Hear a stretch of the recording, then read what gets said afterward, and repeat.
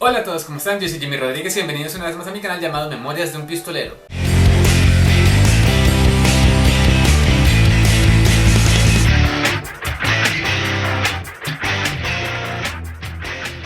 Y para el día de hoy les voy a traer un tema bastante controversial. Probablemente mucha gente me va a apoyar, pero otra gente, algunas personas, no faltarán por ahí el hater que vengan a atacar este video. Así que si estás aquí para atacar el video, adelante, que realmente estoy dispuesto a recibir hate, pero quiero que se genere una especie de reflexión al respecto de lo que voy a hablar en este video. Y también si hay gente que realmente me apoya en lo que voy a decir, me encantaría leer todos sus comentarios para que formemos una conciencia más grande, tal vez intentar hacer un poquito de impacto en la sociedad y en la manera de ver cierto tipo de literatura. Y es que hoy vengo a hablarles de lo que se considera la subliteratura o la literatura basura. Esos términos, uno más despectivo que el otro claramente, son muy utilizados por las personas que se consideran eruditas en el tema de la literatura, que por leer clásicos solamente, y no quiere decir, aclaro, no quiere decir que leer clásicos sea algo negativo, porque no, yo también disfruto leer clásicos, solamente que no juzgo los gustos de las demás personas. Entonces consideran que cierto tipo de literatura, como lo es la juvenil, la infantil, son basura o son subliteratura. Y es que por sí, ya al pensar en sub, o sea, al ponerle ese prefijo sub, estamos hablando de algo que es de menor calidad, es algo bajo a lo estándar, que sería como la literatura, y estaríamos teniendo aquí por abajo la subliteratura, lo cual no está bien. O sea, desde ya dejo clara mi postura, no estoy de acuerdo en mencionar a la literatura juvenil o infantil o los bestsellers como subliteratura. Entonces, como les decía, está ese grupo de personas, también están los críticos literarios y también está pues la academia como tal. Entonces, ¿qué pasa? Voy a explicarles ahora sí qué es la subliteratura y cuáles son sus características. Por el momento la vamos a seguir llamando de esta manera porque la idea es generar como un poquito de cambio de chip, pero eso lo haremos más adelante. Entonces, por un lado tenemos que la literatura como tal se considera un arte que permite mostrar como diversos sentimientos, pasiones, problemas internos del ser humano a través de pues la palabra escrita, otorgándole así una potencia muy grande. Y pues en el caso de la subliteratura dicen que es algo, pues un tipo de literatura que está llena de clichés, lugares comunes, que las historias se repiten constantemente. Y ojo a esto, dice, van dirigidas al sentimentalismo vulgar del lector. O sea, esto lo he sacado de diferentes páginas web en las que hay comentarios, artículos de todo tipo hablando de la subliteratura. Ya es algo que también me gustaría decir, y es que realmente no se encuentra mucha información hablando como positivamente o pues, mostrando una postura más crítica al respecto, más allá de solamente estar juzgando o estar atacando. Claro, tienen argumentos, eso no se les va a negar, pero es que el punto está en esa palabra, ese prefijo, en esa subliteratura, o el decir, ya no contando como una parte despectiva, pero no tanto como es lo que se menciona la subliteratura, sino hablando de literatura basura, es eso, como, o sea, con qué necesidad tenemos que llegar a ese punto de menospreciar la literatura o de menospreciar a las personas que les gusta este tipo de literatura. Porque claro, la gente no puede meterse en sus asuntos y dejar que los demás sean felices leyendo lo que les da la gana, ¿no? Porque siempre tienen que la necesidad de estar metiéndose en lo que nadie les ha llamado. Para la subliteratura hay diferentes nombres, pues, subliteratura, paraliteratura, literatura basura. Hay otro nombre que se le da, pero realmente no recuerdo en ese momento. Y tal vez también se le dice como literatura de masas o comercial. Entonces, para mí se considera que la subliteratura está dedicada a las personas que no tienen como, digamos, tanta educación, o sea, como a las masas o a los sectores populares, donde se van a conformar con cualquier tipo de lectura que no tengan como sustancia, por decirlo de cierta forma, y que están como marcadas por historias de amor, melodramáticas. Y pues en todo eso también termina cayendo lo que es la fantasía, el terror. Bueno, ahorita vamos a hablar un poco de eso. Y en ese tipo de historias no se encuentran supuestamente como personajes que realmente tengan un poder o un desarrollo como personaje, una personalidad definida, una personalidad que encaje con lo que es la psicología humana. Entonces es como una de las tantas características que tiene la subliteratura. Mientras que en la literatura se busca justamente como lo contrario, tener personajes muy bien construidos, muy bien creados, con personalidades muy definidas y que permiten concebir lo que es el ser humano. Adicional a esto, pues también la literatura como tal busca la originalidad, cosa que pues realmente en la subliteratura pues no está. Claro, todo esto lo digo, es de lo que investigué, no quiere decir que estoy de acuerdo, obviamente ya saben que no estoy de acuerdo con nada de esto. En la subliteratura todas las tramas se desarrollan de manera superficial, no hay una profundización en los personajes, no hay una profundización en las tramas, no hay una profundización en el mundo construido, y lo que busca simplemente es entretener y pues distraer a ese lector inocente que se deja convencer por cualquier cosa. Mientras que la literatura es un testimonio del hombre y de la sociedad que lo produce. Entonces en la literatura podemos encontrar la evolución de la humanidad, podemos encontrar sociedades con un sentido crítico desarrollado y a su vez analizar ese avance o deterioro de la vida humana con respecto a lo que es una producción artística. Otra cosa muy importante es que la subliteratura es relacionada con una palabra alemana que es Kitsch, que significa que es una copia de un arte pero considerada inferior. Esa palabra era utilizada para designar esas construcciones arquitectónicas, pero que tenían como ese toque de imitación a lo que era la arquitectura anterior, a lo que era la arquitectura barroca, medieval, renacentista, pero obviamente con materiales baratos, no tan buenos diseños, mejor dicho, todo como de baja calidad. Esta palabra también se empezó a utilizar tanto en Francia como en Alemania para hablar de la literatura como romanticona, sentimental, estereotipada y todo esto. Como tal, la subliteratura nace aproximadamente en el siglo, o sea, principalmente en el siglo XIX, con la necesidad de sacar un producto para las sociedades industrializadas y que solía ser de todas maneras menospreciada por los grupos culturales dominantes. Y este tipo de literatura es consumida por grandes sectores de la población. Ahora vamos a ver una especie de contraste entre las características de la subliteratura y las características de la literatura. Voy a leer esas partes para que quede con mucho más claro. Con respecto a la literatura podemos decir que es reconocida institucionalmente y bien evaluada, es estable y tiene un alto grado de organización estructural, el autor no tiene dependencia abusiva por lo económico ni se dirige a un sector de la población, es original y tiene el sello original del autor, en otras palabras es creada por individuos responsables de su creación, tiene un alto grado de elaboración formal y estilística que no descuida ni la expresión ni el material temático, selecciona un público minoritario, aunque algunos son de gusto masivo, como por ejemplo Cervantes o García Márquez. Las obras poseen un mayor grado de intelectualización y su mensaje es más relevante. Su alto valor estético se determina por su grado de elaboración. Renueva la codificación habitual con una información artística compleja. La obra culta apunta a la imaginación, siendo audaz e innovadora.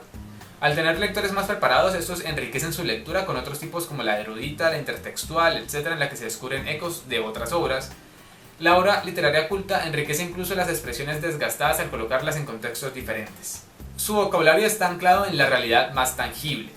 Y la literatura canónica proporciona un goce distanciado y hasta mediatizado por la reflexión. Esto es hablando como de la literatura canónica y que en cierta forma se puede considerar que también hay meter ahí toda la literatura que consideran que sí es literatura. Y con respecto a características de la subliteratura podemos encontrar un montón, entonces voy a decirlas rápidamente. Se caracteriza por ser una literatura de evasión y entretenimiento, actuando como un sedante para los grupos sociales mayoritarios. El lector no la relaciona con el mundo ni con otras obras. El goce estético es directo, pues el lector se identifica con los personajes y situaciones estereotipados. El lenguaje es menos complejo, acumulando situaciones estereotipadas y de esta manera desnudando una total inoperancia informativa. Como tal, cuando leemos una novela policíaca, una novela rosa, una historia de terror, sabemos con una gran dosis de certeza lo que se nos va a contar y qué emociones va a tratar de conseguir el autor de nosotros.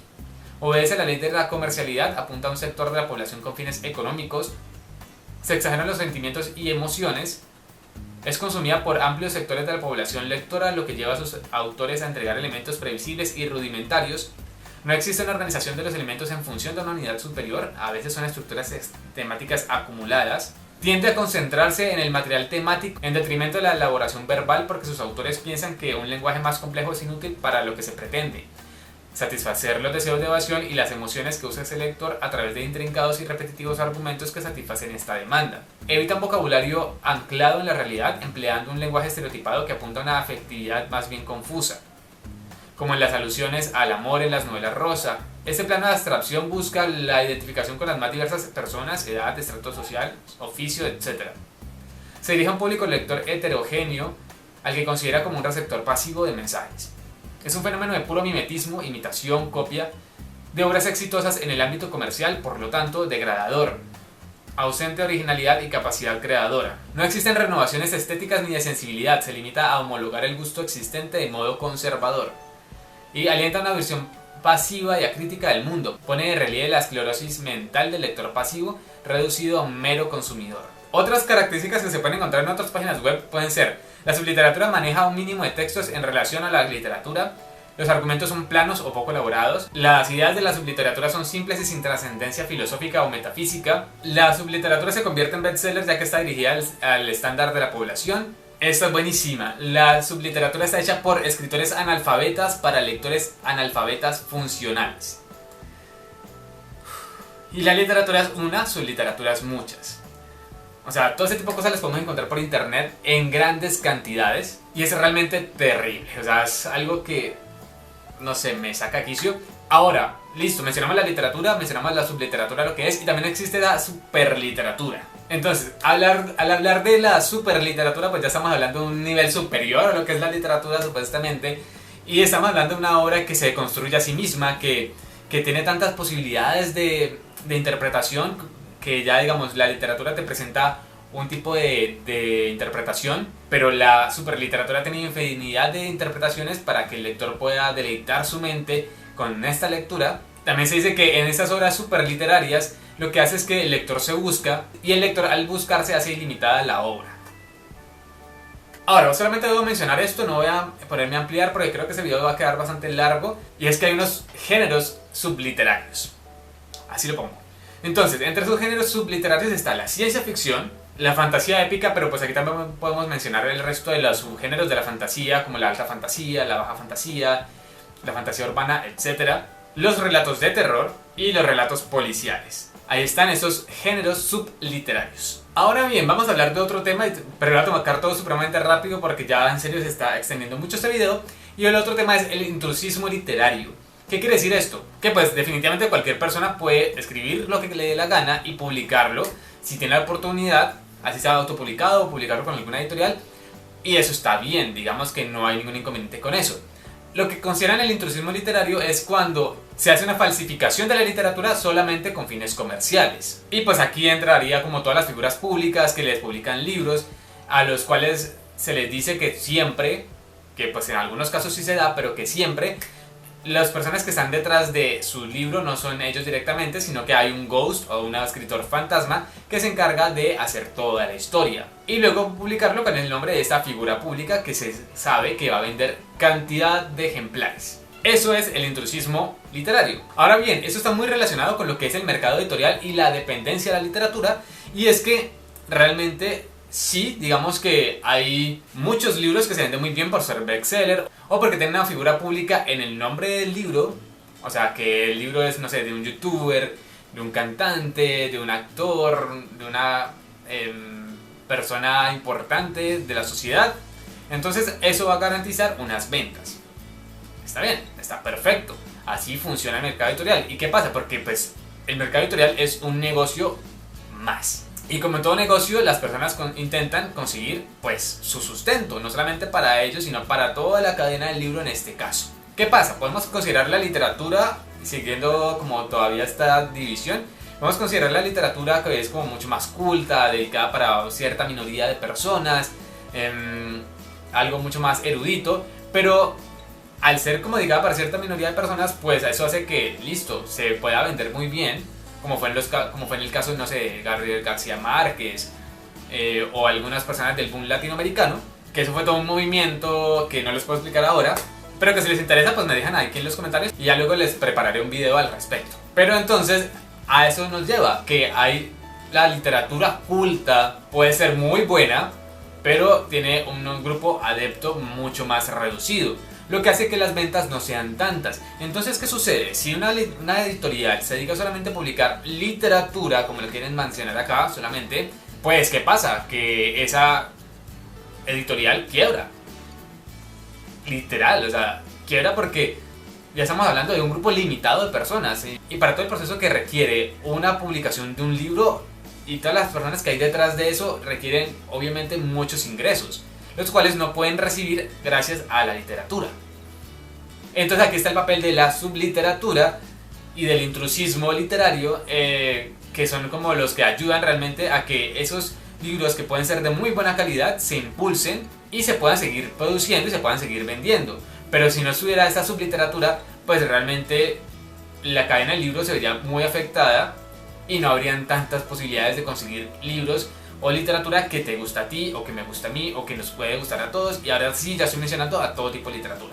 Entonces, la literatura depende de sí misma. Así que digamos, la literatura formal, la literatura culta, va a depender directamente de las ventas de esta subliteratura, que son las que van a realmente impulsar el mercado. Y eso es algo que los eruditos o los críticos o la misma academia como que no tienen en cuenta, que supongo que sí, obviamente me imagino que sí, pero que igual como se cierran, están como demasiado cuadriculados y no salen de este punto de vista. Ahora bien, encontré un artículo donde una crítica literaria está hablando que es preferible leer subliteratura que no leer nada. En eso estoy de acuerdo, pero de todas maneras, ella presenta como ciertos argumentos interesantes donde está hablando de pues, la importancia de la subliteratura y la importancia de que las personas lean de por sí, lean lo que les dé la gana, pero que lean. Pero el hecho de que siga utilizando ese prefijo sub allí, de todas maneras muestra como un papel con el que no me llevo, como que en el que no me encajo perfectamente.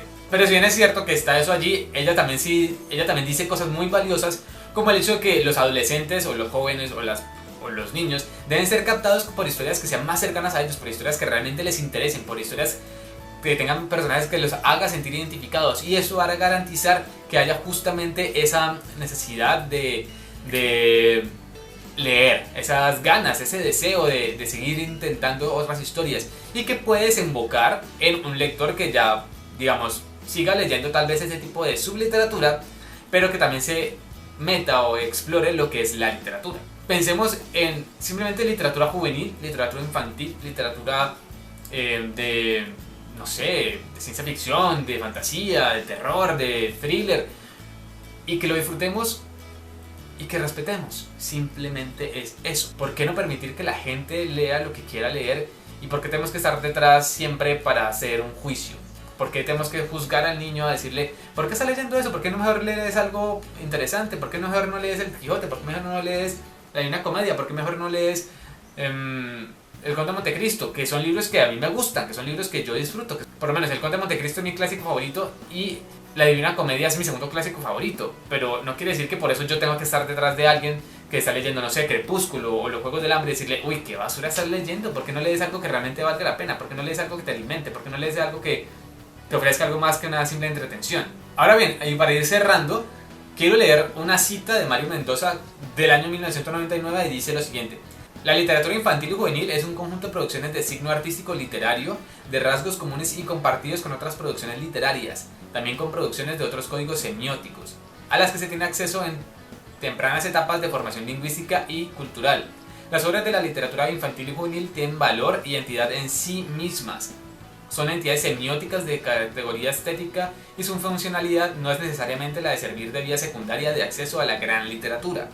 Más bien hay que destacar y matizar que sirven para formar al individuo como lector en todo su valor, precisamente porque en estas obras las cualidades de la gran literatura ya están en ellas. Ahora bien, la literatura juvenil e infantil siempre ha estado como relacionada con ciertas dinámicas y funciones didácticas y pedagógicas en la escuela. Y adicional a eso, este tipo de literatura también cuenta con una función lúdica que es muy importante para el acercamiento de los jóvenes o de los niños con la literatura. Así que se podría hablar de una realmente buena literatura al reunir un libro con buenas calidades literarias, con unos valores educativos ya establecidos, y que adicional a eso tenga una buena aceptación entre el público que lo va a leer, que satisfaga sus gustos, sus intereses, que se puedan sentir identificados con ese tipo de literatura y que permitan dar respuestas a sus necesidades e inquietudes. Así que como tal, la literatura infantil y juvenil tiene una función como instrumento culturalizador y constructor de la competencia literaria, y por eso pues para cerrar esta parte ya voy a dar unas citas de Colomer entre los años 1999 y 2005. Primero, acceso al imaginario humano configurado por la literatura. La literatura infantil juvenil es un medio de aprendizaje de las imágenes, símbolos y mitos que utilizamos como referentes y fórmulas tipificadas para comprender el mundo y las relaciones sociales. Segundo, aprendizaje de modelos narrativos y poéticos. La literatura infantil y juvenil es una herramienta que permite identificar e interiorizar las peculiaridades del discurso literario en todos sus géneros. Y tercero, socialización cultural. La literatura infantil y juvenil permite ampliar el diálogo entre la colectividad y los lectores en formación, ya que les muestra cómo es el mundo, cómo se desearía que fuera y qué valores atribuimos a las cosas. Así que, ahora sí, para concluir, definitivamente considero que podemos hablar de literatura en general. Nada de superliteratura, subliteratura, literatura. Hablemos de literatura en general. Literatura que simplemente tiene nichos específicos a los cuales quiere llegar. La literatura infantil quiere llegar a los niños, la literatura juvenil quiere llegar a los jóvenes y un poco más adultos. La literatura de terror pues quiere llegar a los amantes del terror, así, etcétera, etcétera, etcétera. Y lo más importante de todo es que no nos dejemos opacar, no nos dejemos afectar por los comentarios malintencionados de las personas, aunque de pronto no todos sean como malintencionados, sino que lo digan por nuestro propio bien, pero simplemente que tú como lector decidas qué es lo que quieres leer, decidas qué es lo que para ti es importante, con qué tipo de personajes te sientes identificado, qué es lo que quieres encontrar en la literatura. No toda la literatura tiene que estar enfocada en enseñarte algo, que por sí todas lo hacen, independientemente que digan que cierto tipo de literatura no enseña nada, no dejan ningún tipo de valores, pero pues podemos ver que sí están allí. Otra cosa muy importante es que ¿cuántos de estos libros que ahora son clásicos de la literatura en su momento no fueron bestseller? Y que empezaron a venderse como folletín, que era la literatura para entretener al pueblo. Libros como El Conde de Montecristo, que lo amo, pero así también salió Los Miserables, que fueron saliendo por entregas como folletines, igual que otra cantidad de libros muy importantes que terminaron siendo bestseller y que también podemos mencionar a los autores del boom latinoamericano que tuvieron sus libros que también se consideran bestsellers, y uno de los grandes ejemplos aquí estaba en Colombia, es Gabriel García Márquez. Entonces dejemos de estar juzgando, criticando tanto y cada uno disfrute lo que realmente quiere leer y cada uno métase en sus asuntos. Y si definitivamente quieres, no sé, aportar algo a esa persona que está leyendo o que busca leer, permítele que disfrute lo que quiera disfrutar, que lea lo que quiera leer. Porque cada uno somos un ser independiente, somos un mundo complejo y cada uno tiene una visión sobre el universo muy diferente. Así que respetemos y exijamos respeto.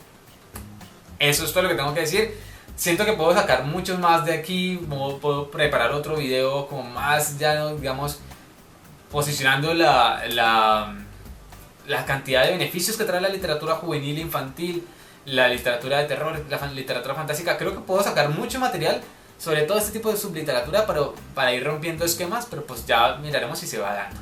Bueno, y eso fue todo por el día de hoy. Espero que les haya gustado y disculpen este video tan largo. Si les gustó, ya saben que pueden dejar una manito arriba, comentar, compartir con sus amigos y suscribirse a mi canal, que eso es súper importante. Y también que me sigan en todas mis redes sociales que se van aquí abajo en la cajita de la descripción. Que tengo Facebook, Instagram, Twitter y Goodreads. Hasta la próxima.